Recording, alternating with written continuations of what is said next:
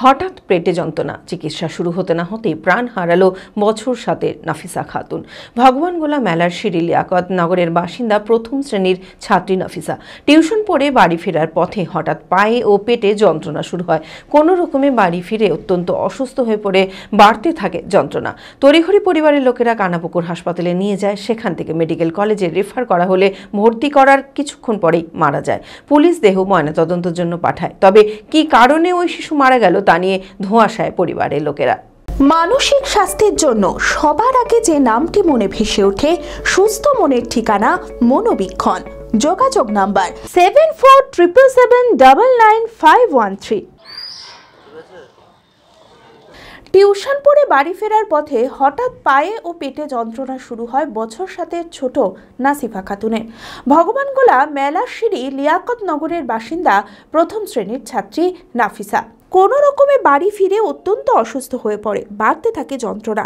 তড়িঘড়ি পরিবারের লোকেরা কানাপুকুর হাসপাতালে ভর্তি করে, কিন্তু অবস্থার অবনতি হতে থাকায় মুর্শিদাবাদ মেডিকেল কলেজ ও হাসপাতালে রেফার করা হলে ভর্তি করার কিছুক্ষণ পরেই মারা যায়। পুলিশ দেহ ময়নাতদন্তের জন্য পাঠায়। পরিবারের লোকেরা জানায়, এর আগেও পেটে যন্ত্রণা হওয়ায় অনেক জায়গায় চিকিৎসা করা হয়েছিল, কিন্তু কোনো সমস্যা ধরা পড়েনি। 4 বছর আগে রক্তাল্পতার কারণে মেডিকেল কলেজে চিকিৎসাধীন ছিল নাফিসা। তবে কী কারণে পেটে যন্ত্রণা শুরু হলো এবং ওই শিশু মারা গেল তা নিয়ে ধোঁয়াশায় পরিবারের লোকেরা। শোকের ছায়া পরিবারে। প্রাইভেট থেকে আসার সময় একলাই হেঁটে এসেছে।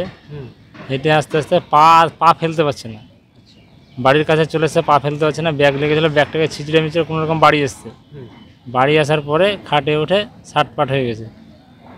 1-1.5 ঘন্টা পর বাবা এসছে। বাবাকে বলছে, বাবা পায়ে ব্যথা করছে আর পেটে প্রচণ্ড ব্যথা করছে। দিয়ে এর আগেও মাঝে সাঝে ব্যথা করে, পেটের ব্যথা। ডাক্তার অনেক দেখেছি, কলকাতাতেও দেখেছি। দেখানোর পরে ডাক্তার বলছে ঠিক আছে, কোনো অসুবিধা নাই।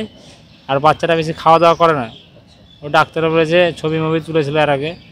ডাক্তাররা বলছে নর্মাল আছে, খাবে, একবারে না খাবে, দুবারে খাবে, দুবারে না খাবে, 5 বারে খাবে। যে কালকে এই অবস্থা আগে ছিল, কালকে প্রাইভেট থেকে আসার পরে তো শুয়ে পড়েছে। 1-1.5 ঘন্টা পর ওর বাবা এসেছে, এসে দেখছে এরকম অবস্থা, ছেলে আর বসতেই পারছে না। তো ওখানে আমাদের গ্রামের হসপিটাল আছে, কানাপুকুর গ্রামীণ হসপিটাল। ওখানে যেয়ে ভর্তি করার পরে ওখানে একটা স্যালাইন দেয়। স্যালাইন দিয়ে 1-1.5 ঘন্টা কেটে যায়, কোনো অবস্থার কোনো পার্থক্য দেখা যায়নি। তখন আবার ওখান থেকে মেয়ের মা বলছে তাহলে আমাদেরকে রেফার করে দেন।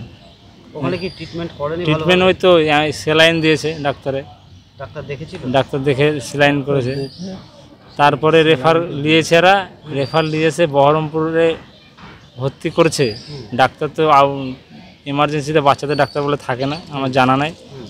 কিন্তু ডাক্তার বলেছে তাহলে ভর্তি করে অবস্থা তখন আরও খারাপ হয়ে যায়, ছেলের আর সর থাকে না।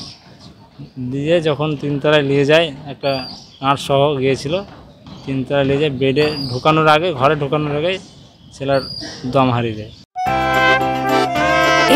খোলা আকাশ অনেক তারার মাঝে, রামধনু রঙে যেখানে সবাই সাজে।